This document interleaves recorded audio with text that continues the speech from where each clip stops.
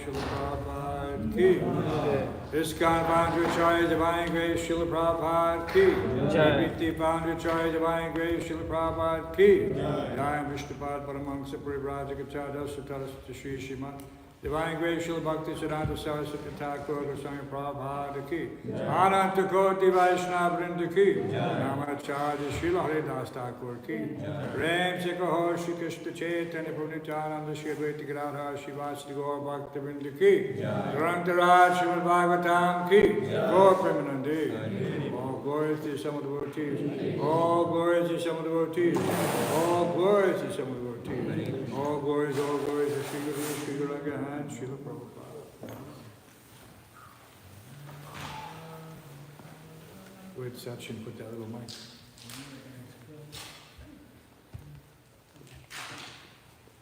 Good? Okay.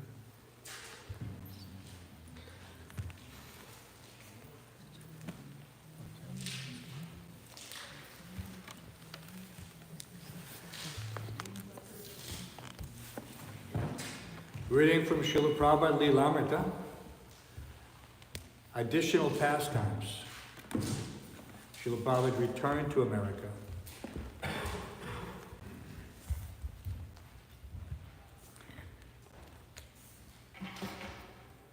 On his return from India, after taking part in the first evening kirtan in the San Francisco temple, Prabhupada said, "You have all advanced." He saw that the devotees had become more enthusiastic and ecstatic. Guests were also rising and dancing, and that pleased his own Krishna consciousness. Each night after kirtan, he would lecture. He was discussing the verses from the 6th chapter of the Bhagavad Gita. I am making here a series of lectures on the Krishna conscious yoga system. Prabhupada wrote to Brahmananda in mid-December of 1967, and they are tape recorded. This became known as the Yoga System Series, 7 tapes. Very popular. Anyone can read them now. You just have to, now you have a database.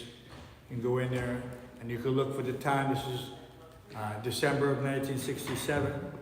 And so it's all on this 6th chapter of Bhagavad Gita. It's very nice, very sweet. And it was my first introduction to hearing Srila Prabhupada. They used to sell them in the gift shop at Henry Street, cassettes.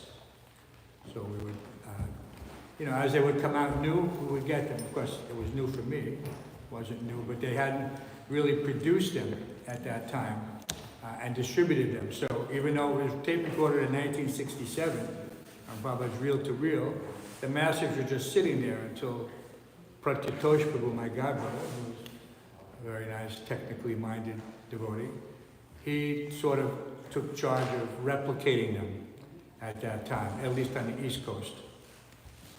So it was very nice that we could get them, and of course now everybody has them. In those days we would wait very patiently to get these transcripts, because Prabhupada there was no internet, Prabhupada was traveling. You didn't have Prabhupada on demand. So you had to wait for the cassettes, the master tapes, to be transferred to the cassettes, and then they were eventually distributed to all the temples. So we would get lectures months after they occurred. But this was something that you always waited for, eagerly anticipating the next opportunity to hear Srila Prabhupada's voice. Now we take it for granted. Now you just open up the internet, go to ISKCON Desire Tree, and listen to your heart's content. So no one should take it casually or complacently that just because Prabhupada is there. You should develop that eagerness to hear. And then you'll get more benefit. That Shravanam, Kirtanam, Vishnu Smaranam, these things are very important, but it doesn't have any effect unless there's Srimata Swakata Krishna Punya Shravana Kirtanam. So that has to be matched up.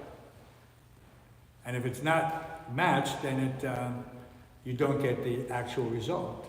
And we all know how things, when they get mismatched, there's no benefit. Just like having 2 operating systems, you can't do it. If someone's not familiar with the you know, what's the latest Mac iteration of the operating systems? What do they call it now? It used to be some, they always had animal names like this. What's it called? Android. Android? Android. Android? Canterey. Oh, really? Is that an animal? That's the latest Apple operating system. Yep. So yeah, if you don't know how to work it, I don't know anything about Macs. And they have whole people dedicated only to Mac. It's like a cult. Incompatible operating system. They can't mix. Why not? Why did they make it like that? Everything used to be so simple. So simple, what was it called? It was called BASIC. And that's what we all had before. And that was DOS. There's all the different types of things, but yes. I remember when computers were the size of washing machines. So big. They had something called an Osborne. Those were the first ones we took to India in 1982, 83. Huge machines. You can look it up on Wikipedia. What's an Osborne? Immense. How big these things were. Prabhupada thought of assembling the lectures into a small book. Indian gurus introducing self-styled techniques were increasingly popular in the U.S. Therefore, Prabhupada wanted to distinguish the standard form of yoga and meditation as taught by Lord Krishna in the Bhagavad Gita from the farce taught by gurus who never mention Krishna as the Supreme Personality of Godhead, but rather say everyone is equal to God, and whose disciples are allowed to indulge their senses in intoxication and illicit sex. They give a mantra for a fee, Prabhupada noted, and claim that by meditating 20 minutes in the morning, you can become God in 6 months. He was surprised that American people who were supposedly intelligent were being so easily cheated. We've actually seen such so-called yogis, Prabhupada said, sleeping and snoring while meditating. Sleeping and snoring while meditating. Service begins by the tongue, Prabhupada said in one of his December 67 lectures. By chanting this Hare Krishna and by the taste of Krishna Prasadam, the beginning process is very nice. If Prasadam is offered to you, accept it. If you become submissive and give service, by these two practices, Krishna will reveal himself to you, just like Krishna is revealing himself to Arjuna. Arjuna is a devotee. He is a friend. I am speaking to you that old system of yoga, bhakti yoga. Only one who has developed the service spirit with love and devotion, he can understand Krishna. After the lecture, Prabhupada would continue the theme, Krishna consciousness, in his room. It was the same theme as on his morning walks, in his letters, or in his intimate talks with individual disciples or visitors. It was the theme of his writing and the very heartbeat of his life. When a devotee asked Prabhupada how the soul is carried from body to body, Prabhupada replied, by desire, and cited himself as an example, just like I have come to America. Why? Because I wanted to preach, so that by that desire I was carried here. Otherwise I have no business to come here. Chidananda, a disciple of Prabhupada. There would be 3, 4, or 5 devotees in his room, and he would just start talking. They would somehow gather in his room, and he would start talking about what he was trying to do. His talk was not directed specifically to anyone, but he was saying that this is what he was doing. He made everything very clear. He wanted to publish his books. He was trying to get a press for this back in New York. And if he had a letter from Rai Ram in New York, he would read the letter right there. In this way, it was allaying any doubts in people's mind about what he was really going to try to do. He had his books and the temple.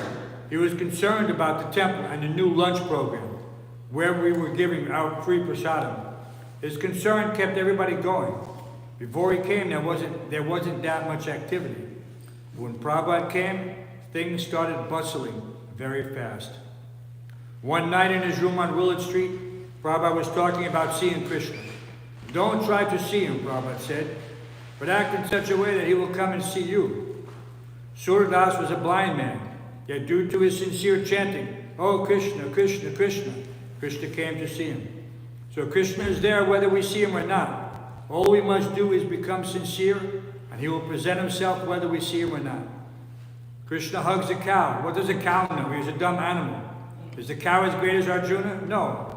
Yet due to the cow's sincerity to come and lick Krishna's body, Krishna says, oh yes, my dear cow, come and I shall take care of you. And Krishna gives him some sweet nectar. So we should want Krishna to come and see us, not that you should want to see Krishna. At that time, few devotees were very well read in Prabhupada's books. They didn't know the vastness of the philosophy. Only a few books were published. And so Prabhupada in person was the real source of Krishna conscious knowledge. 18-year-old Kim used to have philosophical arguments with his atheistic father, and then invariably have questions for Prabhupada at the end of the lectures. He would ask so consistently that Prabhupada would turn to him and say, are there any questions? Given a good question, Prabhupada might launch into another impromptu lecture. Kim's sister, who was only 16, also wanted to get initiated. Are there offenses in the spiritual world? She asked Prabhupada at one evening lecture.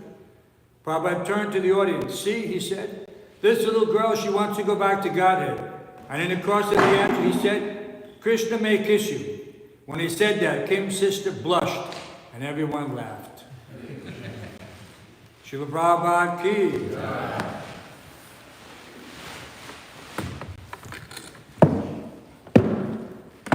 Just see how kind Srila Prabhupada was. All the devotees.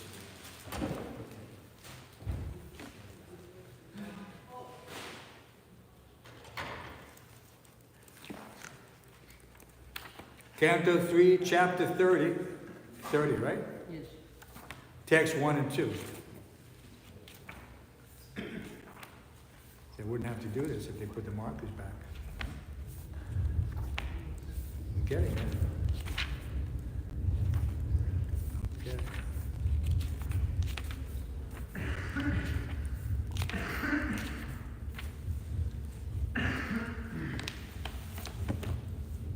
Om Namo Bhagavate Vasudevaya. Om Namo Bhagavate Vasudevaya. Om Namo Bhagavate Vasudevaya. Om Namo Bhagavate Vasudevaya. Shri Shivadha Govindadev ki. Reading from Srimad Bhāgavatam, 3rd Canto, 30th chapter, text 1 and 2. Chapter titled Description by Lord Kapila of Adverse Fruitive Activities.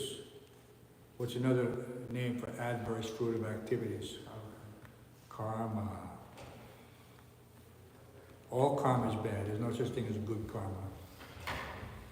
Although some people try to make it or say it like that. I don't know. So we have text 1 up. Okay. I'll read text 1 and then we'll chant text 2. Is that okay? Kapilo vacha. Tasya jano nunam. Tasya jano nunam. Nayam veduru vikramam. Nayam veduru vikramam. Kalyamano pibalino. Vayo Vaganavali.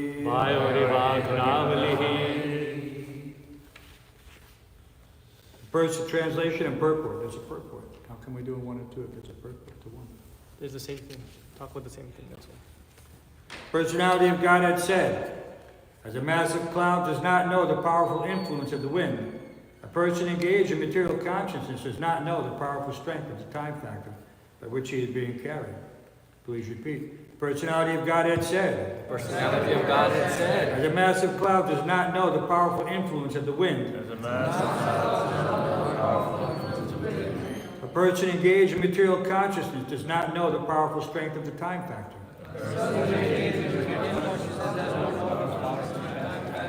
By which he is being carried. Purport by His Divine Grace A.C. Bhaktivedanta Swami Prabhupada. The great politician pundit named Chanakya said that even one moment of time cannot be returned, even if one is prepared to pay millions of dollars. One cannot calculate the amount of loss there is in wasting valuable time, either materially or spiritually, One should be very alert in utilizing the time which he has at his disposal.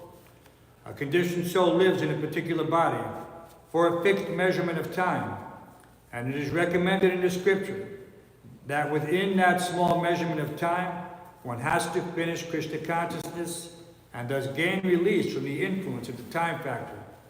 But unfortunately, those who are not in Krishna consciousness are carried away by the strong power of time without their knowledge, as clouds are carried by the wind. Text 2. Yang yam artam vipadate dukkena sukha hetave Dukkena sukha hetave tang tang dhunoti bhagavan Tang tang dhunoti bhagavan puman chochati yat krite. Puman chochati yat krite. Please repeat. Chant. Yang yam artham upadate Yang yam artam vipadate Dukkena sukha hetave dukkena sukha hetave Tang tang dhunoti bhagavan tang tang dhunoti bhagavan Puman chochati yat krite. puman chochati yat krite. Yam yam upadate Dukkena sukha hetave Tam tam dhunoti bhagavan puman chochati yat krite. Yam yam bhagavate dukkena sukha hetave tam tam dhunoti bhagavan puman chochati yat krite. Yam yam artham upadate Yang yam artam upadate dukkena sukha hetave dukkena sukha hetave tam tam dhunoti bhagavan tam tam dhunoti bhagavan puman chochati yat krite puman chochati yat krite. Yang yam artam upadate dukkena sukha hetave tam tam dhunoti bhagavan puman chochati yat krite. Yang yam artam upadate dukkena sukha hetave tam tam dhunoti bhagavan puman chochati yat krite. Ladies. Yam yam artam upadate dukkena sukha hetave tam tam dhunoti bhagavan puman chochati yat krite. Yam yam artam upadate dukkena sukha hetave tam tam dhunoti bhagavan puman chochati yat krite. Anyone else? Yam yam Yam yam whatever artam object upadate one acquired dukkena with difficulty sukha hetave for happiness tam tam that dhunoti destroys Bhagavan, the Supreme Personality of Godhead, Uman, the person, Shochati, laments, Yakrite, for which reason. Translation and purport by His Divine Grace, A.C. Bhaktivedanta Swami Prabhupada. Whatever is produced by the materialist with great pain and labor for so-called happiness, the Supreme Personality, as the time factor, destroys. And for this reason, the conditioned soul laments. Please repeat. Whatever is produced by the materialists, with great pain and labor for so-called happiness, the Supreme Personality as the time factor, destroys. destroys. And for this reason, the conditioned soul laments. Purport. The main function of the time factor, which is a representative of the Supreme Personality of Godhead, is to destroy everything. The materialists and material consciousness are engaged in producing so many things in the name of economic development. They think that by advancing and satisfying the material needs of man, they will be happy. But they forget that everything they have produced will be destroyed in due course of time. From history, we can see that there were many powerful empires on the surface of the globe that were constructed with great pain and great perseverance. But in due course of time, they have all been destroyed. Still, the foolish materialists cannot understand that they are simply wasting time in producing material necessities, which are destined to be vanquished in due course of time. This waste of energy is due to the ignorance of the mass of people, who do not know that they are eternal, and that they have an eternal engagement also. They do not know that this span of life in a particular type of body is but a flash in the eternal journey. Not knowing this fact, they take the small flash of life to be everything, and they waste time in improving economic conditions. Om Gyan Tamanda Shagananda Sutta Chakshura Tasmai Shri Guru Maha Mukam Karoti Vachalam Bango Mangaite Nyakapitamam Vande Shri Guru Niradanam.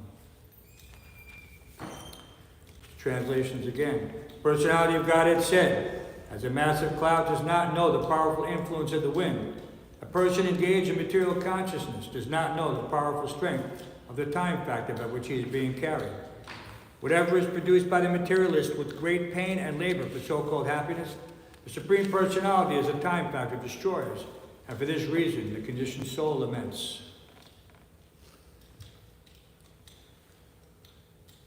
So just the title alone of the chapter, description of adverse fruitive activities. So these lessons of the Bhāgavatam are not merely some continuous chronological we can just say, record.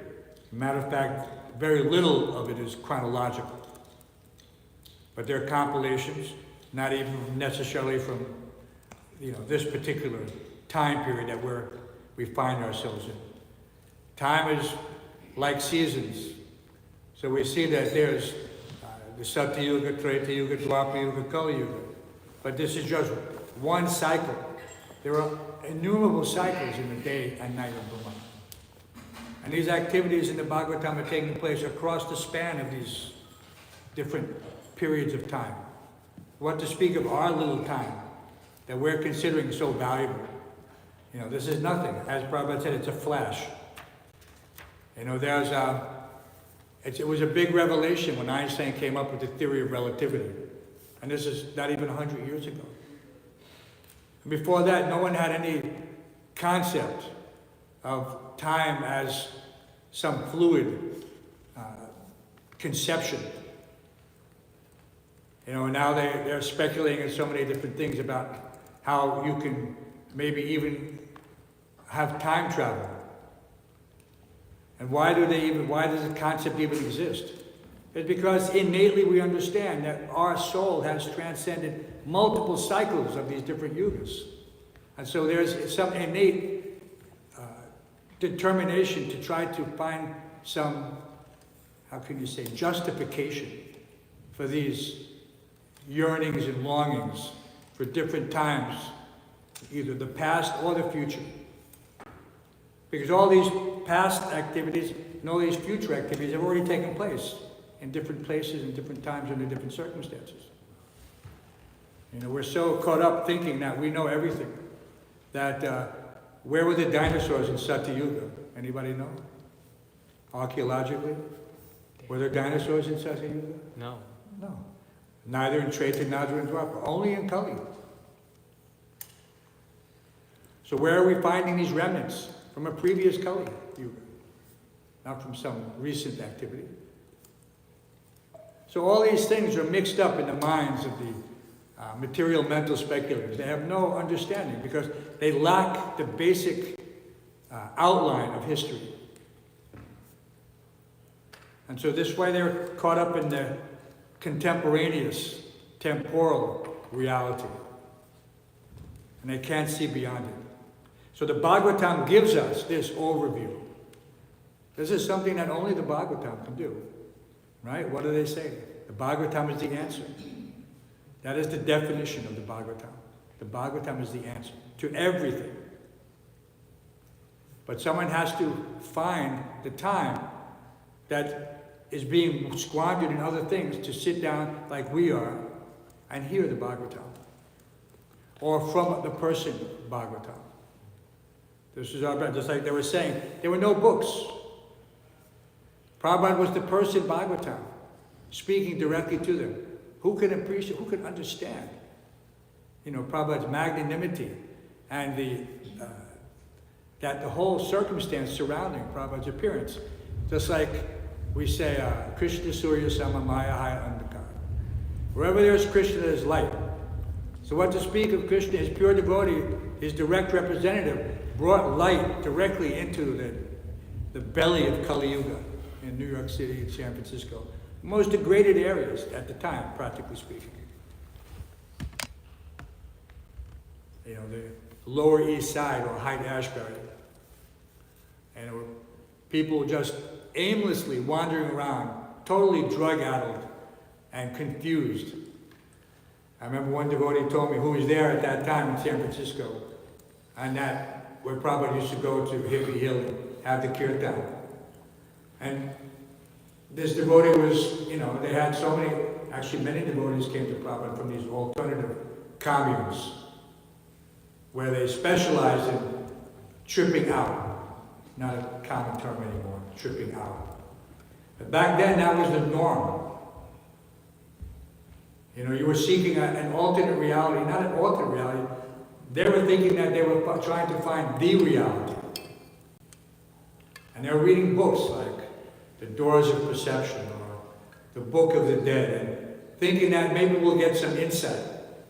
And one devotee, when he was there and Prabhupada was doing kirtan, he had a vision, because there were many posters in the head shops that would come from over from India of Krishna. Like there's one famous one of baby Krishna in a blue oval surrounded in a very transcendental picture. It's a very famous Brijvasi print.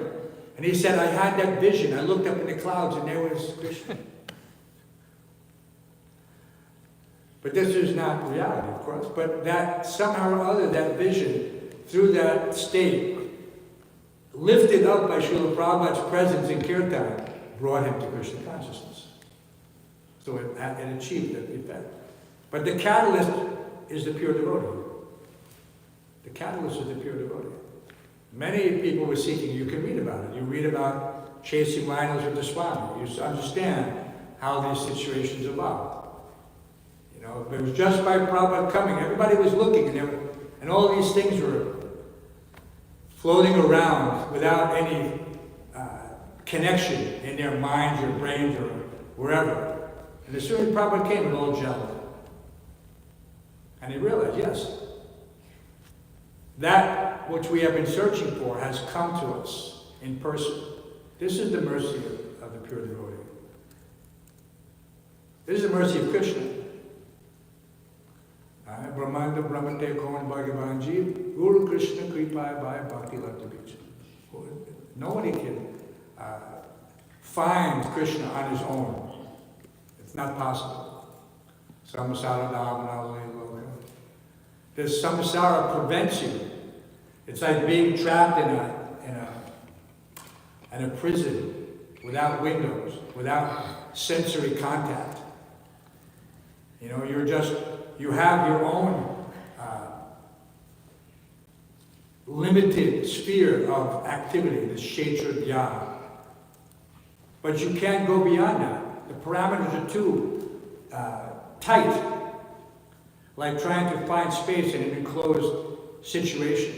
You can't move around. You can't move around intellectually or philosophically. When the pure devotee comes, everything changes. And that's what happened, we saw. Just by his presence, everything opened up.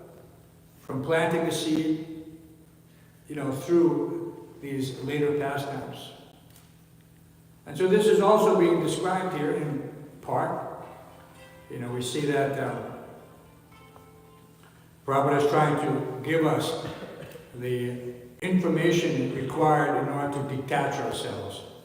So here, Brahmabhuta Prasanatmana Sochati Nakamshati, that lamentation and hankering are the symptom of someone who is not realized in any aspect of spiritual life, because he doesn't understand what's real,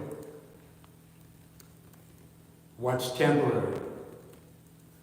So we have, by the mercy of Srila Prabhupada, the translation of Bhagavad Gita as it is, not as we were reading in the Renunciation to Wisdom, Ramakrishna's Bhagavad Gita, which is what Prabhupada was using at this time. He was giving his own purpose, but he was using the text, the Sanskrit. So this is a very enlightening situation to see how the pure devotee is able to adjust things according to time and circumstance. For the benefit, this is the point, for the welfare of all. So we more and more as we read, we should appreciate how Prabhupada was able to manage all of this in that short span of time. How much time was that? 1965 to 1977. Who can imagine at this point like that? You can read about so many other people going this place or that place and using time as some type of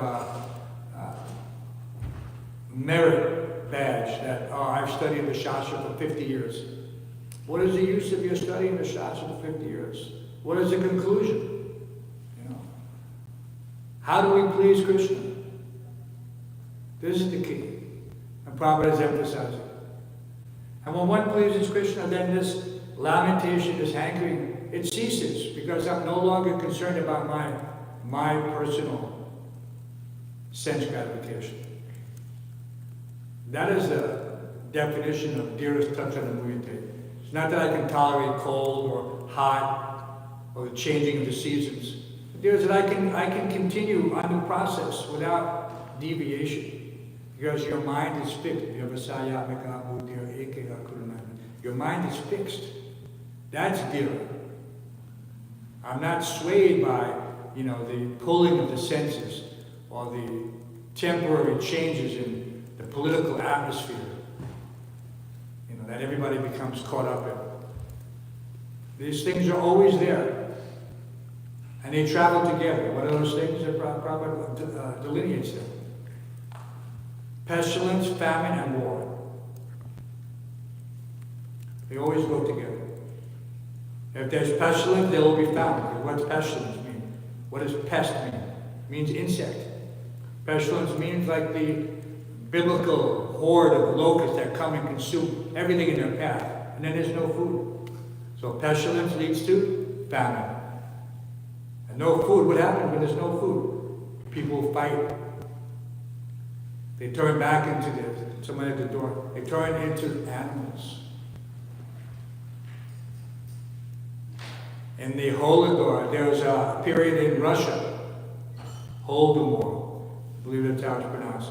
Someone could look it up. There was a time when basically they were trying to figure out how to institute communism. And by their mismanagement, they basically starved 20 million people to death, their own people. 20 million people, who can imagine? And so what did they have to do? In all these villages all around Russia, they have to have people going around telling them, don't sell your children and don't eat your children. That's Kali Yuga. Because people become cannibals. And of course, war is always there. Every time there's a situation that requires some adjustment, people take advantage of it, and then there's war. And this war is all there due to the bodily concept of life. That's all. The bodily concept of life. Illusion. And so because there are no enlightened leaders, therefore there has to be suffering in Kali Yuga. And that's meant to be. And the only people who are fortunate are those who come in the line of Chaitanya Mahaprabhu, the golden avatar. in the golden age of Kali Yuga. The only fortunate people. As you're reading from Chaitanya Charita, I was looking at Kadamba Maharaj's new book, the Giriraj in Vrindavan, and he has his Sadbhuj Murti. Whose Murti was it? Is it Maharaj or did somebody take it after he left? No, it's Maharaj. Someone gifted it to Maharaj. Someone gifted it to Maharaj. Someone gifted it to Maharaj. Sadbhuj Murti of Chaitanya Mahaprabhu is a combination of Krishna, Ramchandra, and Chaitanya. So he has the bow and the arrow, he has the kamandalu and the danga, so everything is there. So but this is a secret. Lord Chaitanya is a secret avatar. You know, and that's who gets the opportunity. Just like when you join so-called secret society, there are secret handshakes, there are secret symbols, secret ways to identify one another. So we have a secret society. Our secret society is open where anybody can join. You don't have to pay any dues and you don't have to do anything nonsense in order to gain membership. Right? Although there are still, how Kali Yuga manifests, this is nothing right now. People, their eyes are starting to open how difficult it's going to be when there's chaos. Total chaos. Anarchy, chaos. No. Because that's what it says. The government's simply taxing. Simply taxing. They're like thieves. These taxes are not going to anything for their actual benefit. It's not helping them to become peaceful, or to become secure, or to execute religious duties. No. It's all just for the thieves and rascals in the form of government all across the world. Such a hellish situation. But it's all predicted there, so devotees should not be surprised. When you read the symptoms of Kali Yuga, everything is there. Manda samanda matayo manda bhagyu viputta. Short lives, short memories, everything is short. So what can be accomplished in this small amount of time? So therefore, don't waste time. That's the point of the purport. Don't waste time. What did Shakespeare say? That Prabhupada quotes. I'm only quoting Shakespeare because Prabhupada quoted it. Well, who knows that quote? In my youth I wasted time. Now doth time waste me. Okay? Very famous quote. The Prabhupada was a learned scholar in every field. Scottish Church's college was not the best college at the time. Very high standards. Of course, Western literature, for the most part. Right? But of course, there was other literature involved, but you know, they had an emphasis. They thought that that was something. But yeah, Shakespeare was there. What was the other quote that Prabhupada used to like to use from Shakespeare? Don't know it? Much danger twixt the cup and lip. Okay, so just in lifting a cup to your mouth, because this is a Macbeth, poison is there in that cup. So just in a moment, death is coming, but the person doesn't know it. Much danger twixt. Twixt means between the cup and the lip. So we have to learn, how did Prabhupada find the time to integrate these aphorisms and analogies? Because this is what it means to have the complete understanding of realization. It's not something that you have to acquire and memorize and study. We never saw Prabhupada sit on the Vyasa with notes or a laptop or anything like that.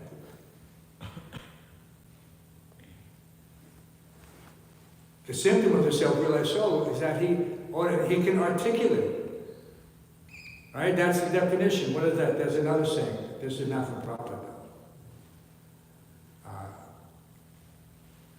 My father used to tell me this. He said, those who can do, those who can't teach. Okay? Very simple saying. Those who can do. It's like Prabhupada is saying, Don't try to see Krishna, just work in such a way that Krishna will see you. There's many people, you see these teachers, they have no practical realization. They're teaching things they have no real practical realization of. And that's the definition of knowledge. Raja Vijay Raja Goyam Vivitsamita Muktamam. Pratyaksha Bhagavantamya. Susukam Kartamam. And that this knowledge is the king of education, the most secret of all secrets, the purest knowledge, because it gives direct perception of the self by realization. It's the perfection of religion. So this is the key. You can't teach what you don't have practical realization of. Theory. They're only teaching theory. They don't know. Like Prabhupada used to challenge the atheists. Can you create life? If I give you all these chemicals, and this is how he taught Dr. Singh, Swarup Damodar Maharaj, how he taught him to argue with these people. You're saying that, you can create life. Okay, well here it is. Here's the chemicals. Create life. They said, no, we cannot do it now. So what are they teaching in the schools? Teaching only theory. So those who can do and those who can't teach. So we should not be like those so-called teachers, just speaking without realization. We have to follow the process. Automatically everything is there. Right? Tadara Justamo Bhavo Kamalo Bhadasche. Gradual elevation of the consciousness through the modes of material nature. It has to be there. One who is in the mode of goodness, he acts in the mode of goodness. He sees what is the mode of ignorance and he wants to correct it. He can't tolerate it. He can't tolerate it. Right? Satyam Socham. Two qualities of the Brahman. Two primary qualities. So many qualities. There's 8, 9, 12, so many qualities. But the two primary, Satyam Socham. Truthfulness and cleverness. And if you can do those, then everything else you do will reflect that. If your consciousness is clean, if you're truthful with yourself and others, how would Prabhupada say? Honesty in ordinary dealings. Straightforward and honest in ordinary dealings.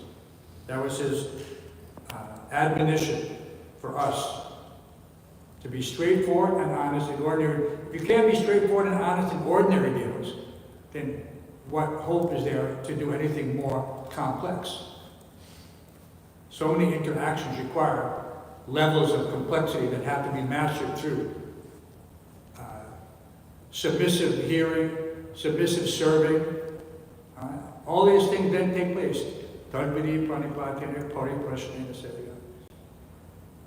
The catalyst must be there. Service has to be there, rendered to the pure devotee. And this temple is only meant for that, rendering service to the pure devotee. So if you're neglecting something, then you're missing out on that opportunity. And you're not seeing Krishna everywhere.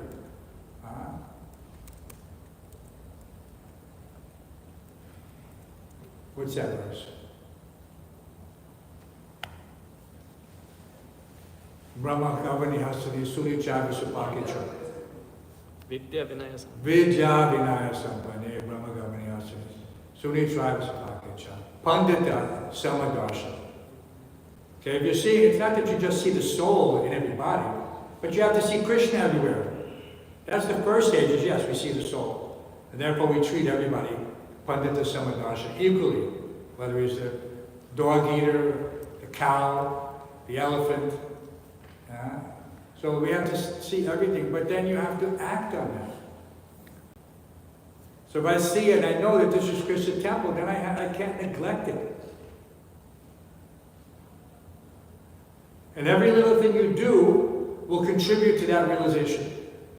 Not that this is just some hollow activity that I'm doing because the temple president or the temple commander or whoever told me to do it. No. That's, we can all keep, sometimes devotees think, my space is clean. Right? My little 2x4 bunk or whatever it is, my space is clean. But that's not the point. The point is to expand that consciousness. That's what it means. That's the symptom of compassion. That I don't just try to save myself, I try to save everyone. Prahlad Maharaj was not content just for his own salvation. He wanted to save everyone. And practically speaking, he did it. And the teachings and the prayers of Prahlad Maharaj, anyone who reads them is saved. So that's why we have to profusely distribute these teachings, this Srimad Bhāgavatam, Bhagavad Gita, all this literature, because anyone who comes in contact with it, he's saved. Just like throwing them a life preserver. You know, maybe you can't jump in the water. Maybe the boat is going to pass by. But because he has that life preserver, he has a chance now. Now he has a chance. So our business is to distribute these life preservers profusely, everywhere, as much as possible. Otherwise, what's the point of maintaining this big, big temple? The huge overhead. That's not decreasing, it's increasing. Because you're bringing more devotees in who need to go out and distribute the message of God. When we were young, 50 years ago, we knew that as soon as we finished our service, Prabhupada wanted us to go out and distribute books. So if we weren't already out on Sankirtan for 8 hours a day, we were doing the temple service, kitchen cleaning, temple cleaning, TV service. As soon as your duties were finished, you went, got some books out of the book room, took your book bag, and you went out on the street. For whatever, half an hour, 2 hours, whatever it was. Every time before you came back for the evening program. And everybody came back for the evening program. Right? Ecstatic Sundar Arati. If you look online and you go to ISKCON Desire Tree, they have a list of all, you go to New York Kirtans. And you go to the New York Evening Kirtan Sundar Arati, led by these great Kirtanias. You know, His Grace Agni Dev, or His Grace Bharadwaj Prabhu, or Vishnu Gadar Prabhu, Santosh Prabhu, or so many devotees, Parikshit Prabhu. Amazing kirtans. Amazing kirtans. So that we should try to, because if we listen to those kirtans, you'll understand the enthusiasm that you can have doing the same activity. It's not that it was time-bound, and those were that days, and people say that sometimes. That was then, this is now. What does that mean? That has no bearing in spiritual life whatsoever. That was then, this is now.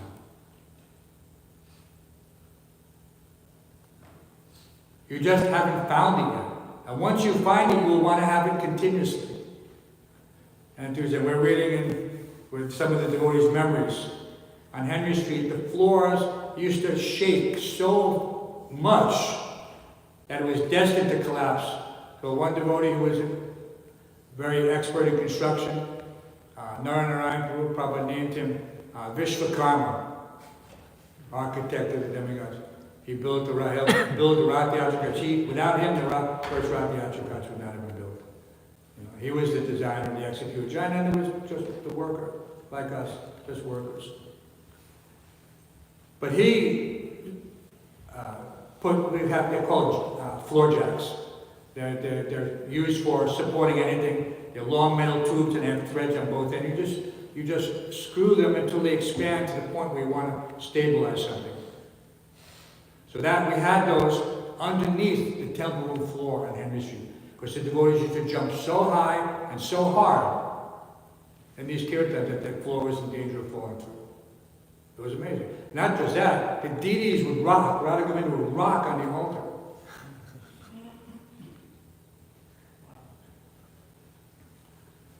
So anyway, so these things are there. That's how enthusiastic.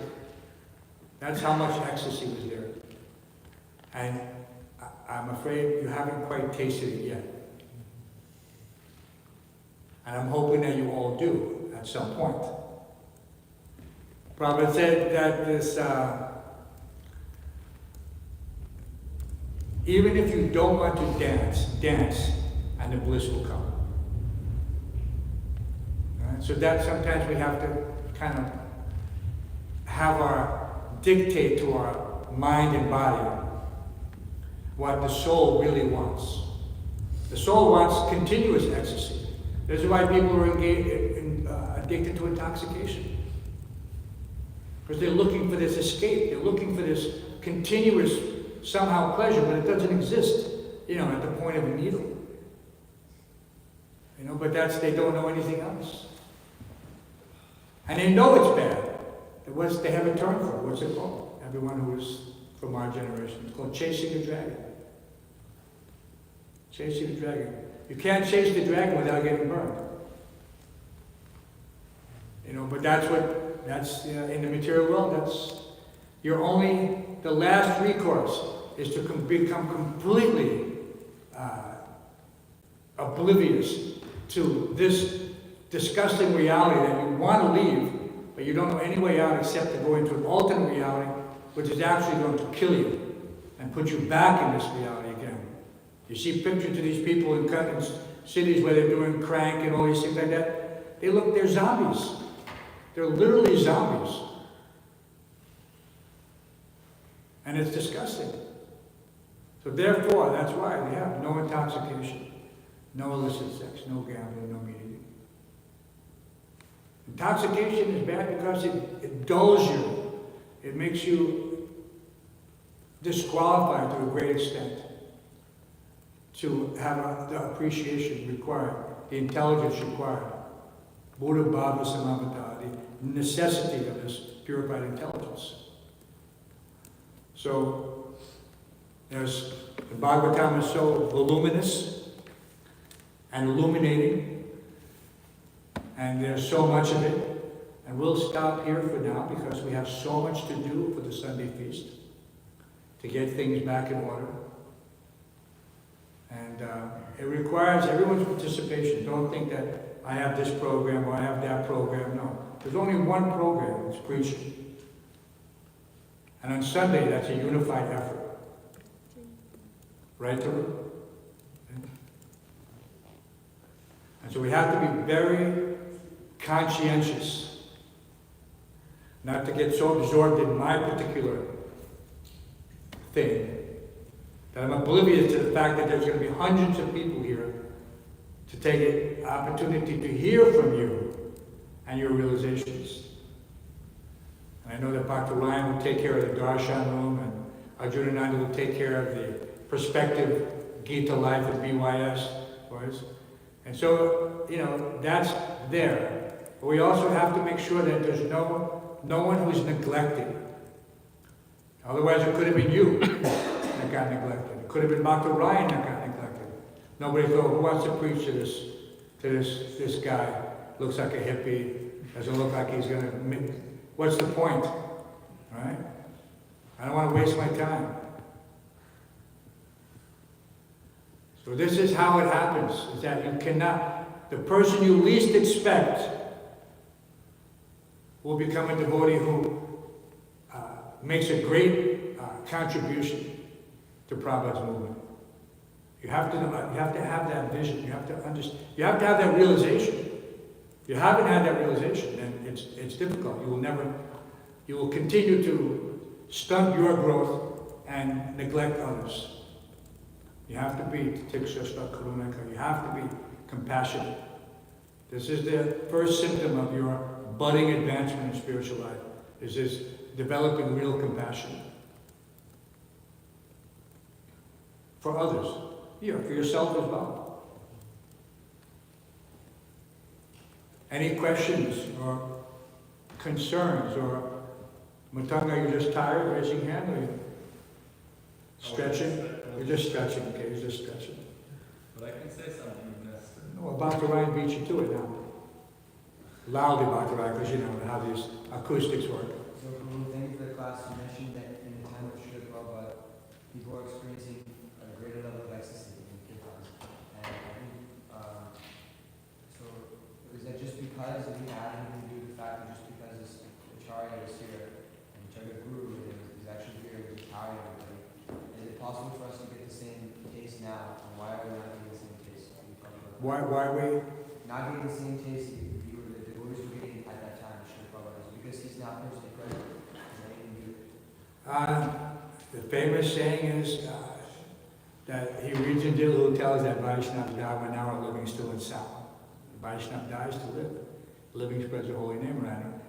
And Bhaktivinoda and others, and Prabhupada codified that. He said, other devotee, he lives forever.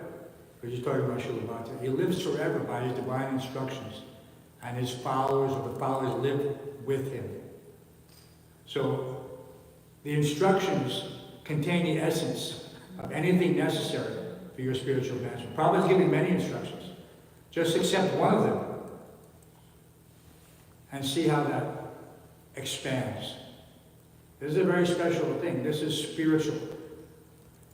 Matter expands on contact with spirit. So everything that about us that's contaminated with matter, including our consciousness, will expand spiritually when you're constantly in touch with Krishna's name and his representatives' instructions. Krishna specifically instructs Tadvidi Pranipatana. This is the key. So if you're reading Prabhupada's books and you're listening to Prabhupada, I mean, all the ISKCON Dharmanacharyas, what do they say? They say, listen to Prabhupada 99% of the time, listen to me 1% of the time.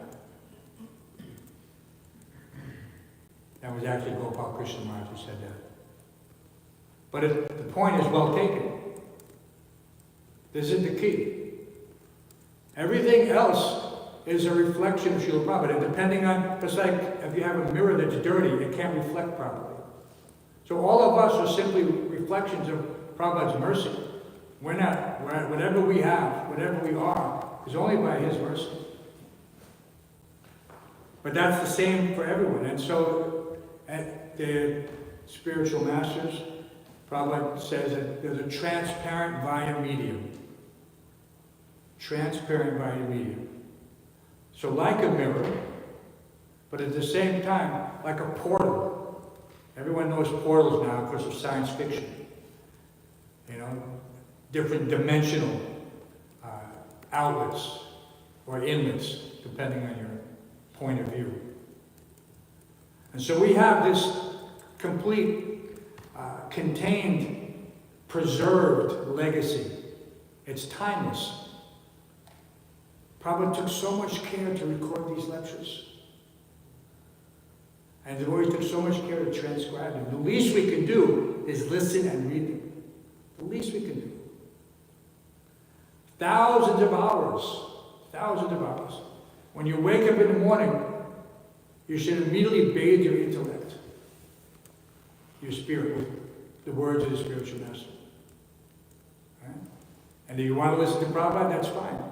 That's, for me, I find that everything else is a reflection of what Prabhupada says. So what can I get from elsewhere that I can't get directly from the source? So there's a certain consideration in regard. It doesn't minimize anyone. Just that we're all a product. Just everything I'm saying now is just whatever I've heard from Prabhupada. So if I say, listen to Prabhupada, then they bypass this, you know, whatever defective medium I may be. And they get the benefit. And then it's reinforced by your instructing spiritual master. Then it's reinforced. That's the business of the instructing spiritual master. Sadhu, Shastra, Guru. So it's in that order. Why is it that order? Why is it said like that? Sadhu, Shastra, Guru. Right? Because the Guru is the reinforcing principle. He's confirming by his realization. So that you don't have to go through the whole thing. Huh? Chant Hare Krishna, and your life will be sublime. I mean, really, that's it. Right?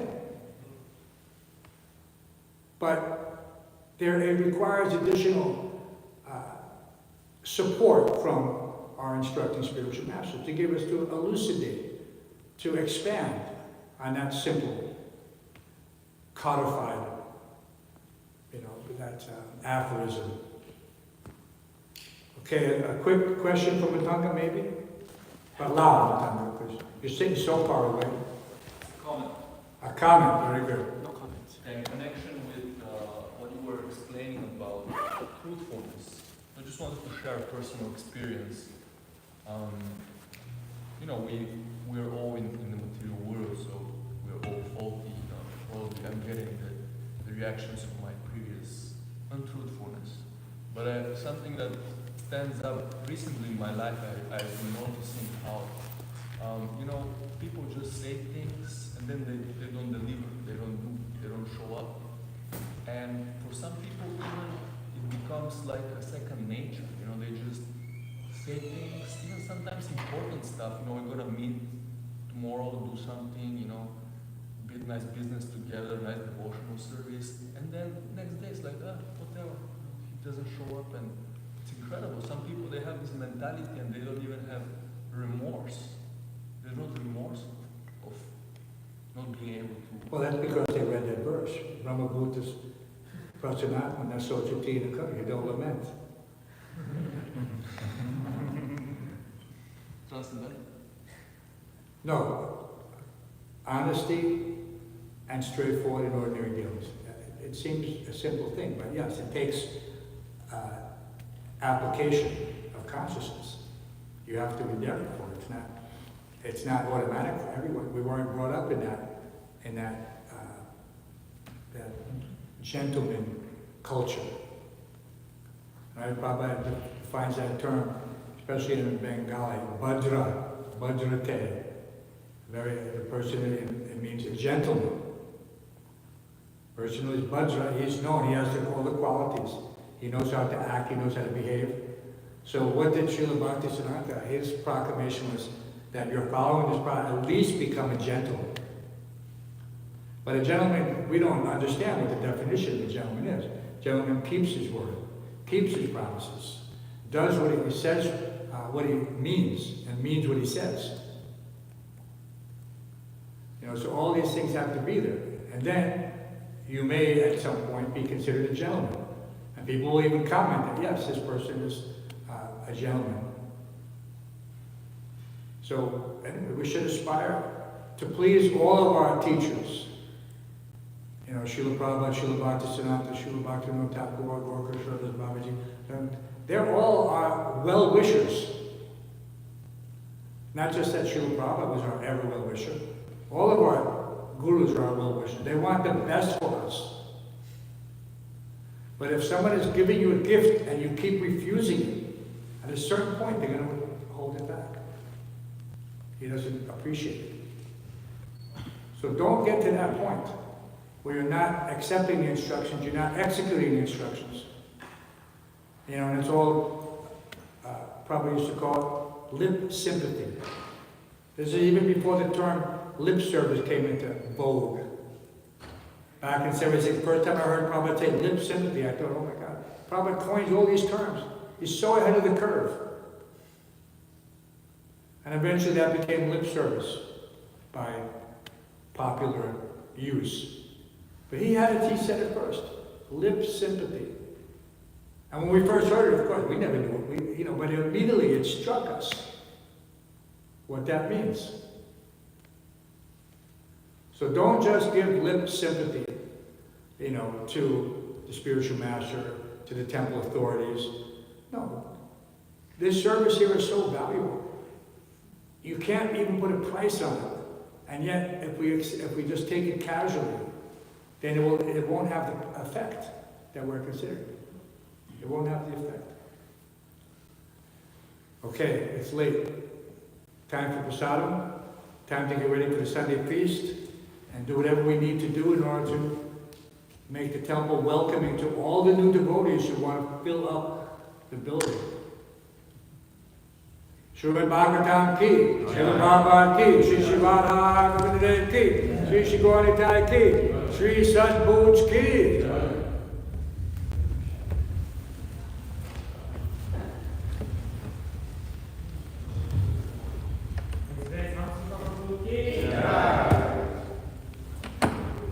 Shut the mic off so nobody hears that nonsense. It's nice to have the Bhāgavatam class over here actually, because we can see the DDs while the class is going on. Who's